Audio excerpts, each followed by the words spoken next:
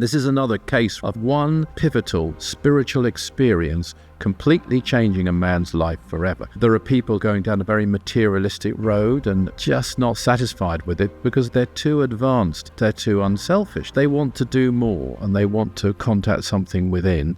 Out of some real crisis has come the most important moment in their life. We can all look at our failings, and we should actually. You do have to face the root problems which you haven't yet transmuted, which are in your aura. St. Paul shows us that you can completely turn around, completely change, and this is what the Damascene conversion is. It's just facing the truth. Now this is the key thing, I think. One of the key lessons from this is... Hello and welcome back to the Spiritual Freedom Show with Richard Lawrence. My name is Darren Ball, and this is the podcast helping you to awaken your chakras, to unlock your psychic powers, and to discover true spirituality.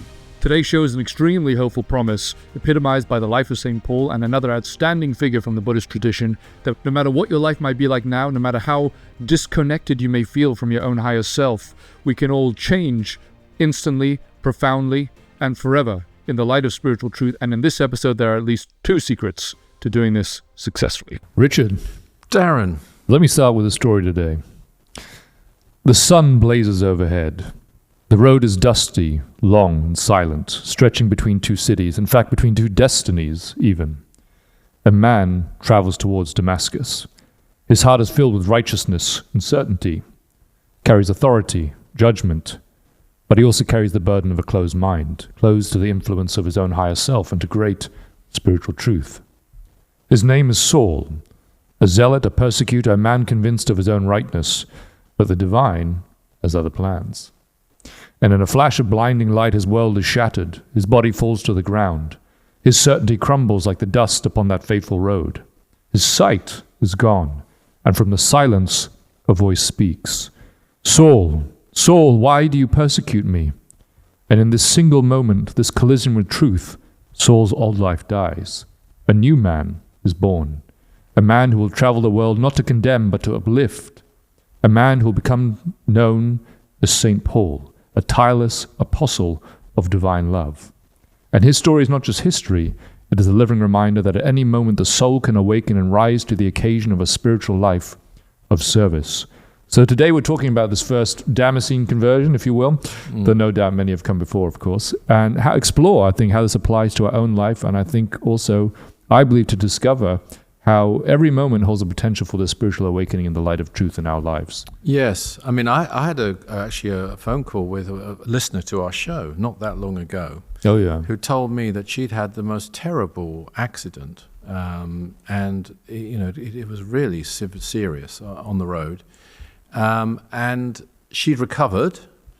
But this had turned her to spirituality. Oh, really? Yeah, and it's not the first such account. Over the years, I've come across a number of people who've attended events, or I've just come across them at festivals or wherever it might be, who've had some kind of crisis in their life. Okay, yeah. Might be a health crisis, could even be a mental health crisis, which has led them to turn to the light, to spirituality. Yeah. And so out of something really bad, as they say, out of adversity comes advantage. Out of some real crisis has come the most important moment in their life, as it turns out. Yes. And people talk of epiphanies and really great realizations. I was the late one of our late staff in London was a very loyal. And not, you know, who passed on actually quite recently, extremely loyal supporter of the Aetherius Society for decades. Yeah. And then suddenly, quite late on, she told me she had an absolute epiphany that she had to do more. And she did. And the latter part of her life, she devoted even more than she'd ever done to this particular cause that she had chosen. And you hear about these things happening to people. Now, in the case of St. Paul, of course, he says, and I believe him personally, he had a contact directly from Jesus, who had by then resurrected, hadn't left earth, by the way, but had resurrected. This was contentious, by the way. We tend to forget that. It's all do, accepted yeah. I hadn't even thought about that in this moment. It was contentious in the church. Some of the things that St. Paul did were not appreciated. I understand, and I don't know how accurate this is, that the older brother of Jesus, I don't think Jesus' family, as far as we know, were sort of active Christians, with the possible exception of the elder brother, James, who wasn't one of his disciples, not the James' disciple, not someone, I think, who went into Jerusalem with him, as far as I know, at all. But, however, later on, took a role. And he didn't particularly like some of the things that Paul did. He didn't like, for example, him taking it out so much to all peoples, because St. Paul traveled the world.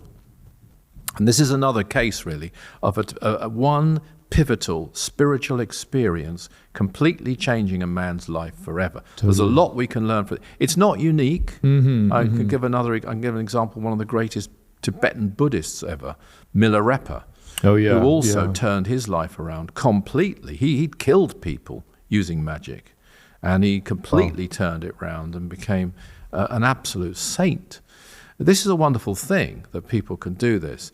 Now, St. Paul was tireless. I mean, he traveled the known world, what we might call the Christian world, but it wasn't the Christian world then. And he worked while he did it. He didn't have an income. He didn't have donational support or anything like that. He was a tent maker. So he had to go somewhere, wherever he was traveling, I don't know, Macedonia, wherever it was, and start making tents there. And then took the message there, and he took it out to all people, not just as it had been, like the Messiah of the Jewish community, which wasn't appreciated by everybody. So he had his own internal battles to fight, but he was tireless. Now, this is the key thing, I think. One of the key lessons from this is the very vigor that he displayed to persecute Christians in his early life. He took that to the extreme. He wasn't by any means the only person who believed it, but I don't think anyone went further than he did. And Jesus must have known this. He applied when he changed to his newfound faith. That's a great and insight. So the same abilities can be turned around and used. Because he was an extremist, you could say, but he used his extreme then in what many would say was a positive way. To take out that particular faith, and he took it out and he centered it very much on Jesus as well, as a living force in your life, which wasn't being done so much, rather than just focusing on, say, the teachings of Jesus. Don't forget, St. Peter he was in charge. Everyone should. St. Peter, one of the most underestimated avatars in history. St. Paul wasn't an avatar as far as I know. He is now a planetary master, which could mean he's ascended, because all ascended masters are planetary masters, really. And there is a school of thought in theosophy that he is the same person as, he is known as Hilarion. I see. Now, I'm interested in that, because I personally cannot believe that he would have ascended in that particular life. Having done, for all the good he did, and he put it right, he had done a lot of harm in his earlier life as Saul. He killed people, stoned them to death, and so on. I don't think, I'm sure an avatar wouldn't do that. So this is why I don't think he was an avatar. If he was Hilarion, there is a Saint Hilarion who lived, I'm going to say around about the 3rd century, who in a very different way was an extremist. And you can find out, he actually lived in the desert. He went into retreat. He healed many people. He exorcised many people. He brought great inspiration to people. He himself had powers. He developed tremendous powers of knowing the future, of healing, of many things that he developed there. He was a great mystic. And he was an extremist as well. He took that to the absolute extreme. And he followed someone else originally called St. Anthony of the Desert, who was, these people, they ravaged themselves just, on their path. But so it might be him. I would personally be very open to that thought that this is the same master. But whether he is or isn't, he's certainly now a planetary master. Well, the fact that he is, and as you say, whether that was those particular lives or not, it's still so interesting to see, because it's kind of a clue as to what it takes to really go all the way, isn't it? By the way, just to recap on that, the Master Hilarion is the one who gave this wonderful teaching that Dr. King loved, called Light on the Path. Oh, okay, I hadn't made that connection yet. Okay. Yeah. And Okay, and it didn't come from him, but he delivered it. Got you. Yeah. Okay.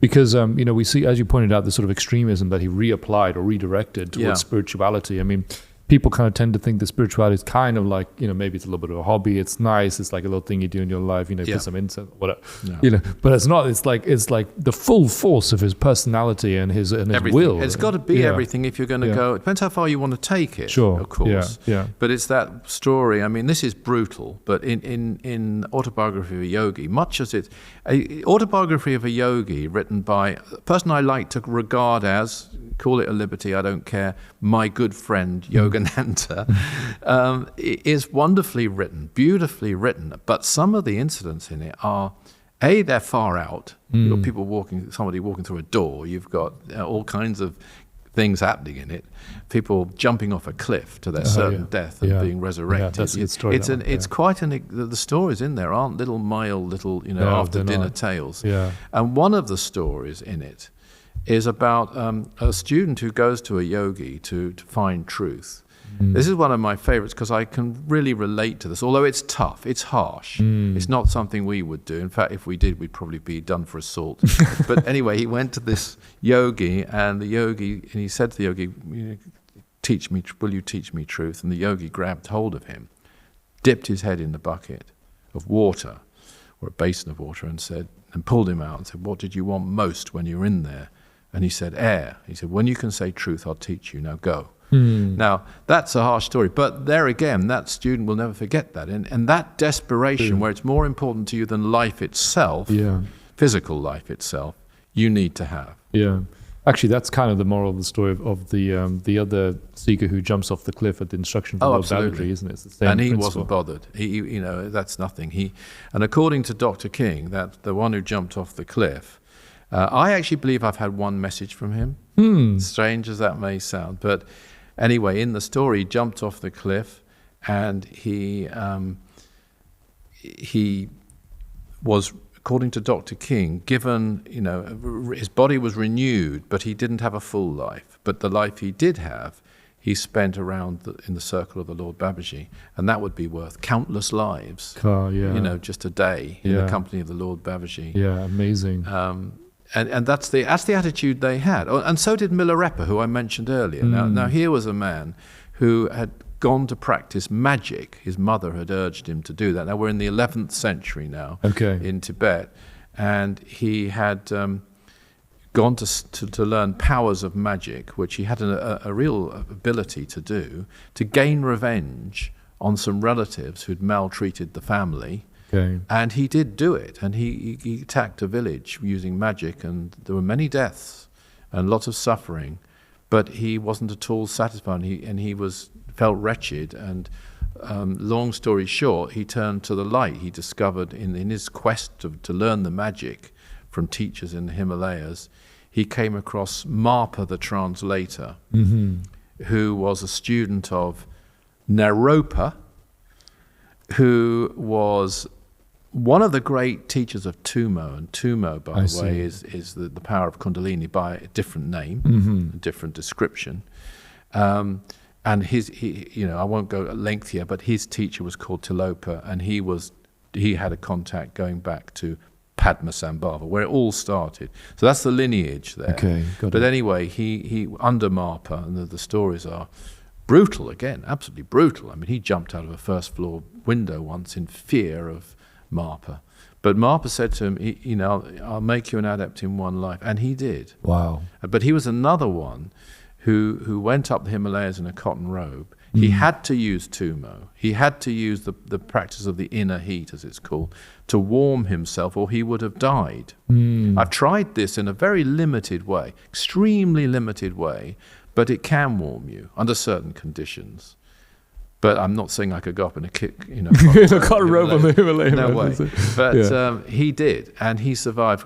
But the point here is that he didn't really care whether he lived or died. I mean, if he died, okay. All he was interested in doing was gaining enlightenment, and he did. He put himself under that pressure, and he under the guidance of his teacher. Brilliant, very tough teacher. These teachers of those days and the way they behaved wouldn't be permitted now.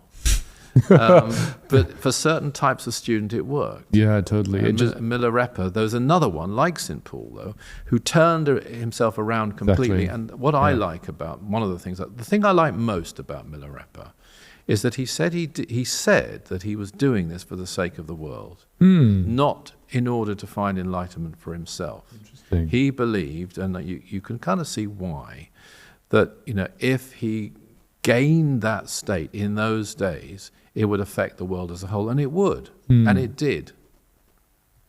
Yeah. Yeah. That's a real inspiration, though. So kind of ahead of his time, or the thinking at least at the time. Absolutely, because a lot of people would have been thinking about it for their own enlightenment, and their own realization of God. But and that you need. But of course, there was a view that you needed to advance before you can really serve, and that's not true now at all. And one thing I would say is that the line between service and enlightenment is, in the right way, I was going to say blurred, but that makes it sound a bit woolly, but there's a crossover. They aren't really separate. Yeah. You know the yin and the yang symbol? I don't know if you do, but there's like a dot in the white part, there's a black dot, and in the black part there's a white dot, which says many things, but one is that you can never really separate them. Totally. And you shouldn't even try. Totally. In fact, you need both. Yeah. And in fact, when yang is prevalent, you need yin.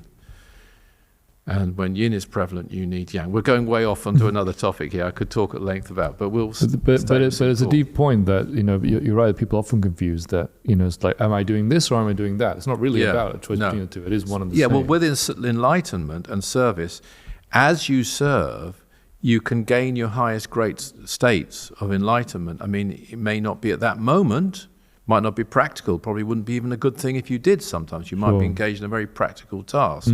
But from it, you'll release the blockages in your aura, in your chakras, in your nadis, through the act of service, because it's a transmuting act. And I think that helps make sense of the other point that you were making, I think, in more depth, that we can change, and the process of the change that takes place within us is that mechanism that you're talking about. Yeah. We change we have the inspiration, the epiphany. You gave a couple of examples of people who had those epiphanies. Then in the service, or even if the service is the catalyst, some small thing that we're starting to do, we start to transform our path in life and the direction which we're going. Yeah.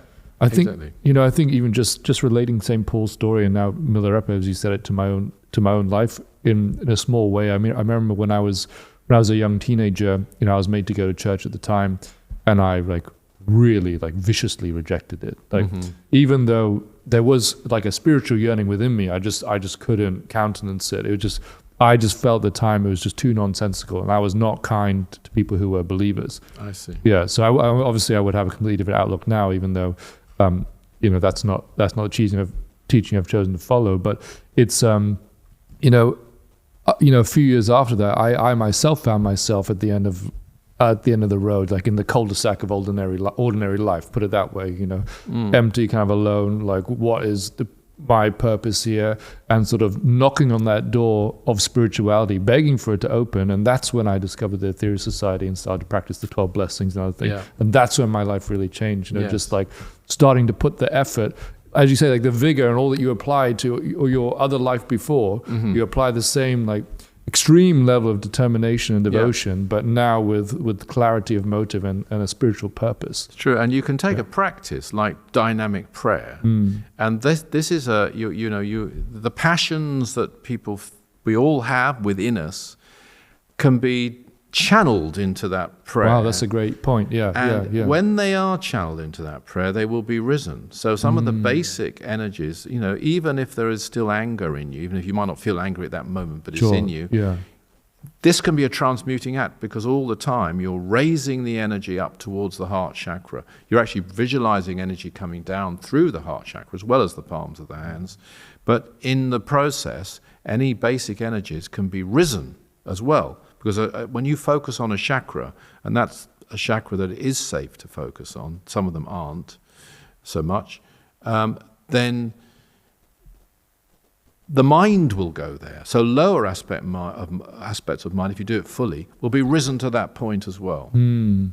Yeah, I mean, and that's like the metaphysical like understanding of what's really going on, there, isn't it? I mean, and that's just like one practice. Yeah. But if you do it with your life, totally, you turn yourself, from. There are people who are going down a very materialistic road and just not satisfied with it. The reason they're not satisfied with it is because they're too advanced to be satisfied with it. That's a nice way to put it. A less advanced person would be satisfied. Yes, by a nice way to put it. Yeah, and they're too unselfish to be satisfied with it as well. But they might be giving a lot of money away, but they want to do more and they want to contact something within, and you need that balance within as well. And I mentioned, the yin and the yang, and you have the one in the other, and so on. There's a wonderful practice, actually, in Realize Your Inner Potential. It's also in a book called The Practice of Aetherius. It's in here. It's called the breathing and recharging practice. I won't go through the whole thing. Oh, yeah, okay. But I'll just give one little bit from this. At dawn, make sure the breath is flowing up and down the left nostril.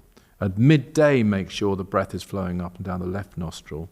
At sunset, make sure the breath is flowing up and down the right nostril. At midnight, make sure that the breath is flowing up and down the right nostril. Now, that's from the Master Aetherius. It's not brand new, actually, the concept. It's probably brand new in the way it's put there, in a simple way it's put there. It's very usable and doable. Yeah. But the idea of the energy flowing through the left nostril in the day and the right nostril at night isn't new. You will find that in some old writings. But here's the point.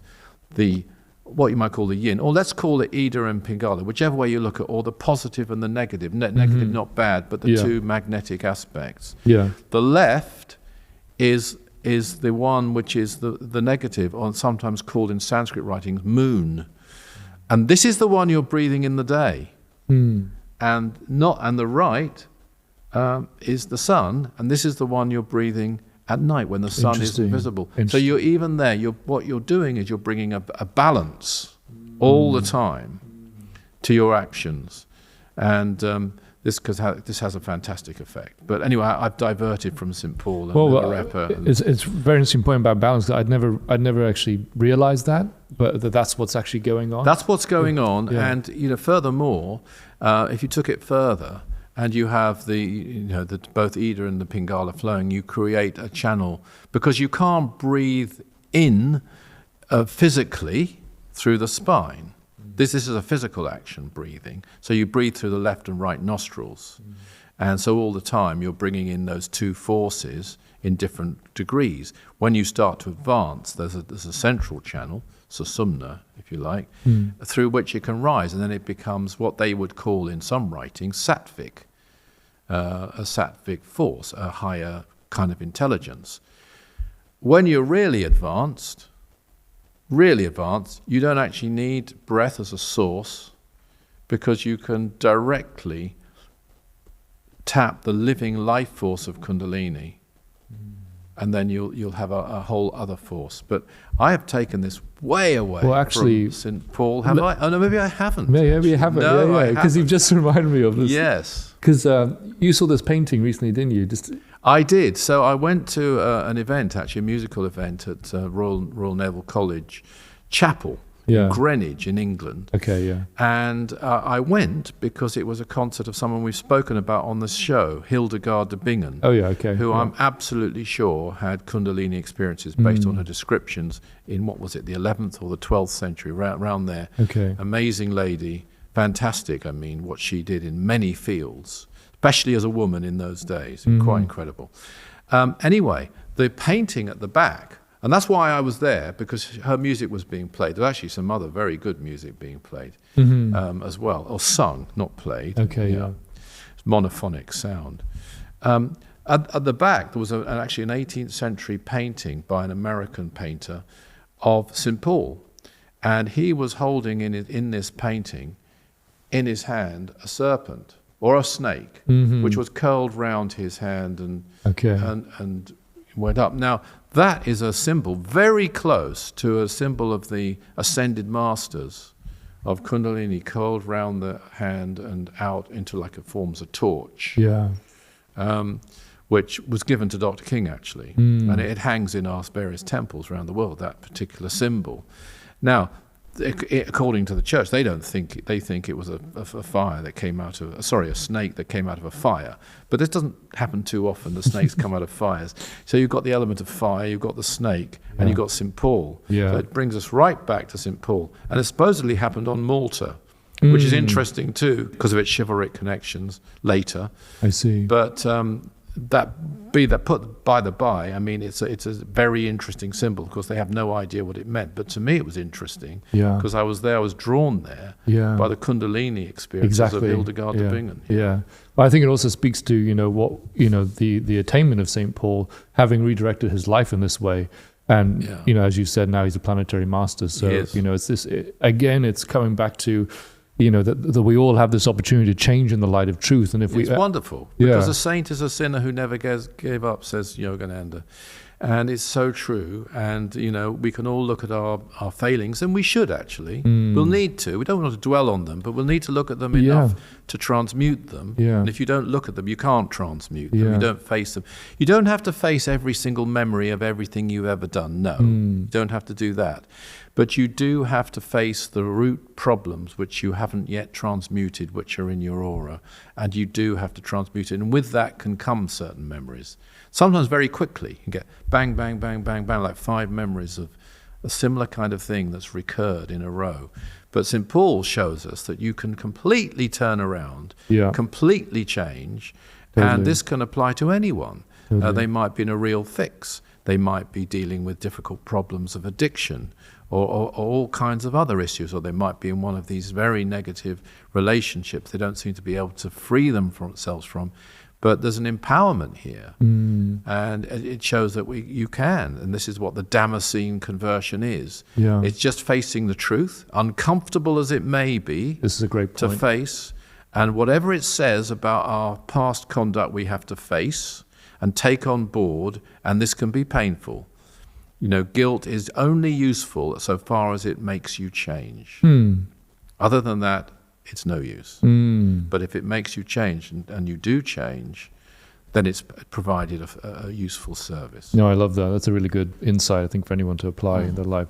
Because and to bring it back, you mentioned a few minutes ago about basically someone being too advanced to be contented with the ordinary life. And I think there's another aspect here of being able to throw off this conditioning that we're so subject to in this world, because there's something within us that knows there's something more.